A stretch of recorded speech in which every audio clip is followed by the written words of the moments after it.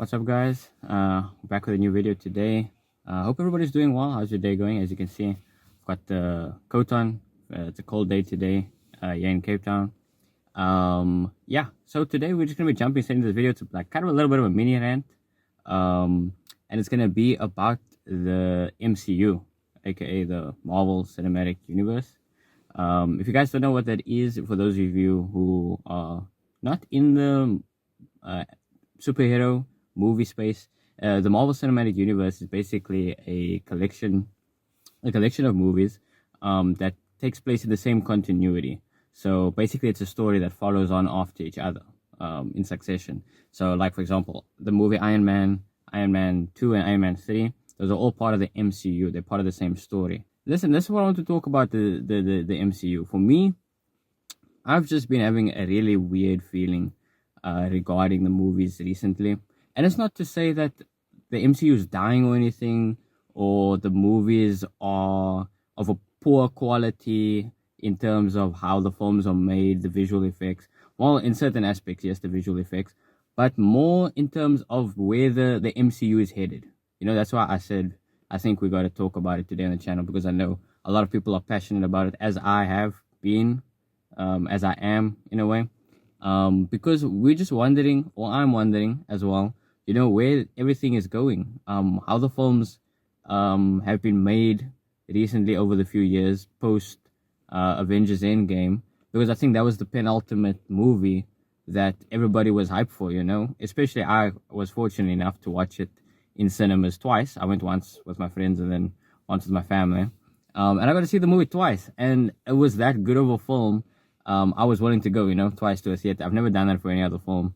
And I remember my first experience coming out of Avengers Endgame, like when, spoilers, Robert Downey Jr., he's Iron Man, the character dies in Avengers Endgame.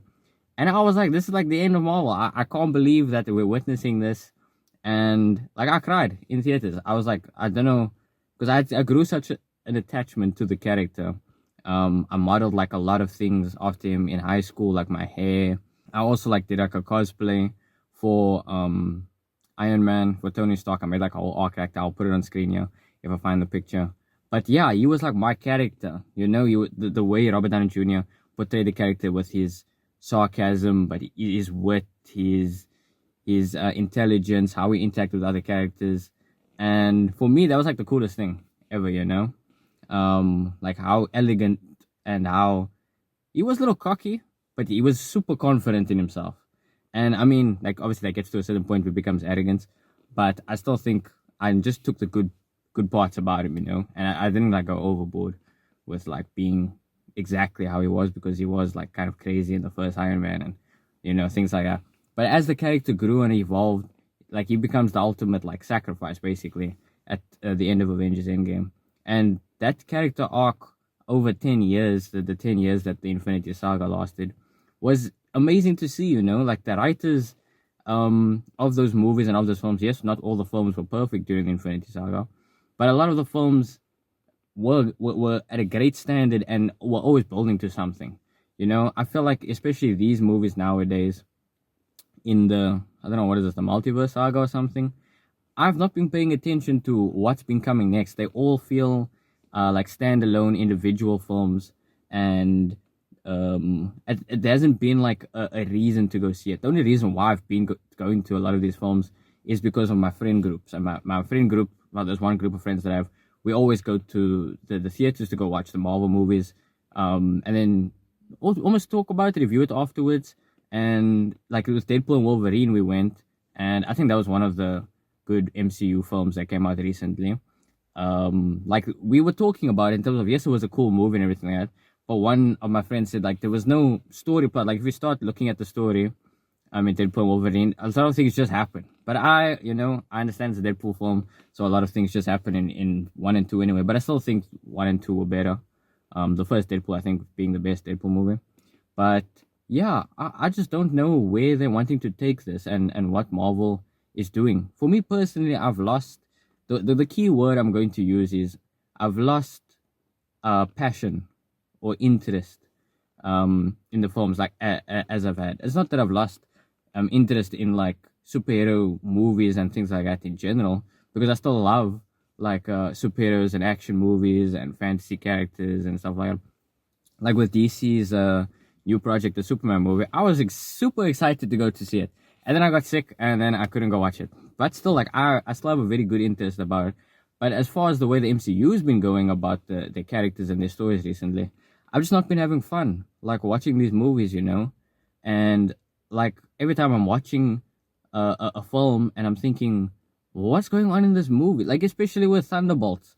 Like Thunderbolts, I was super excited for because they were taking a bunch of relatively unknown characters, because this was like going to be the new lineup for like the new Avengers that they become eventually, and they face off against this character called Sentry, aka Void. He becomes Void in the film as well, and the film is has very strong emotional and very strong what emotional and like symbolism of certain things, like being there for people and how to deal with trauma and things like that. And I understand that that is the point of the film, but I mean, from going off the trailers as well, like just seeing Void eviscerate everybody in New York City, well, I was wondering like, oh my, what, how are they gonna beat this guy? You know, is the movie gonna end where he's just busy blackening everything in New York and things are going to be like left like that, you know, at the end of the film, and then they're gonna have to like call somebody else? Because I was wondering, where is Doctor Strange the whole time as this is going down? Like at the end of Doctor Strange, Multiverse of Madness, he gets like an awakening or something, or one of some other character cuts a rift through, and then he it just ends there. But if he's not in New York anymore, then I don't know. I really don't know what was gonna happen, because that like connection, I would have loved to have seen like Doctor Strange surprise, like jump in and ask like, yo, what's going on? You know, do we have to handle this? Or even Wong. You know, Wong is one of the strongest sorcerers in the MCU. He wasn't there either. It's like these characters, like the Thunderbolts, for example, are just fighting this off by themselves, and nothing's going on. I'm disappointed in the lack of connectivity between the films. None of the other characters that are in other films show up in other films.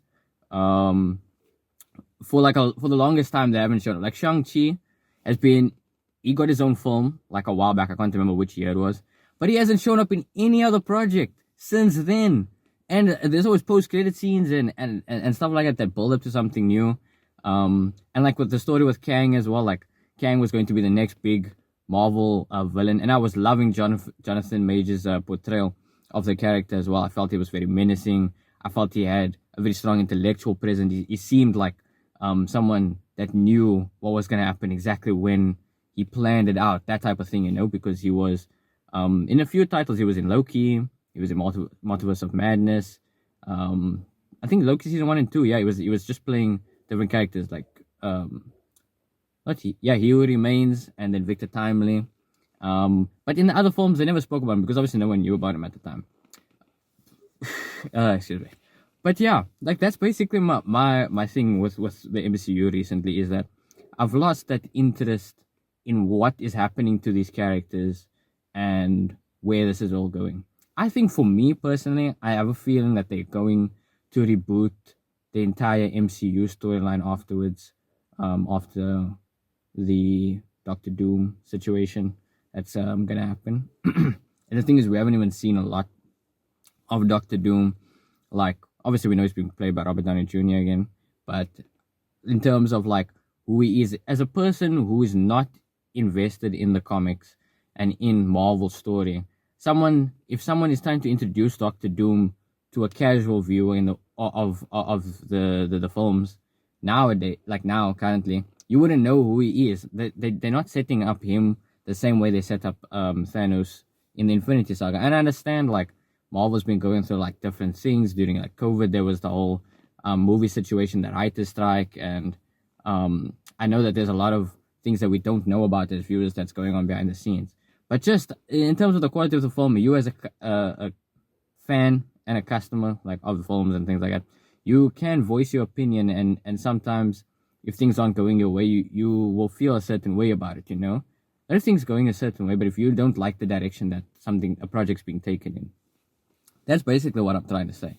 And there are still good MCU films. I'm not the number one MCU hater or anything like that, you know? I feel like there are a lot of good things that happen in the films, moments, you know. But overall, in general, I mean, if you have to like look at the old Marvel movies versus the current ones, I think that is a comparison a lot of people are making as well. Like, especially, I think one of the best movies in the MCU, Captain America, The Winter Soldier. Like that, you can watch that film on its own, like, and not know who's Captain America, not know who's Black Widow. But that movie sets up so many things and opens so many doors to a first time viewer of that film that asks, oh, who is Bucky? Oh, who is this guy? Who is Sam Wilson? Things like that. Where do these characters go after here? What's happened before? How did Captain America become Captain America? Those things, the way those films are made for me, makes you ask those questions as the viewer, you know, and I really like those aspects about the film. But I could talk forever about this. If we could ever do a video again on this topic, feel free to let me know if you guys want me to talk about certain movies or certain characters, what I think, and even what you guys think. You know, I'd love to hear from you guys what you guys think about the MCU as well. So let me know. Let me know down in the comments below what you guys think about this, where the MCU is going, and if you guys enjoying the films. But yeah, let me know what you guys think down below in the comment section about this video. This was a little mini rant. Sorry, I got so passionate about like the topics and everything because yeah, I really enjoy these characters in these films, you know. So to see where it's going, I didn't even mention Spider-Man, by the way. Spider-Man is still great, by the way. I'm gonna be honest with you guys. Far From Home, no, okay, not Far From. Sorry, No Way Home, amazing film. I really enjoyed that. But yeah, I'll see you guys in the next one. Sorry for going on a tangent almost about Spider-Man. I'll see you guys. See you. Peace.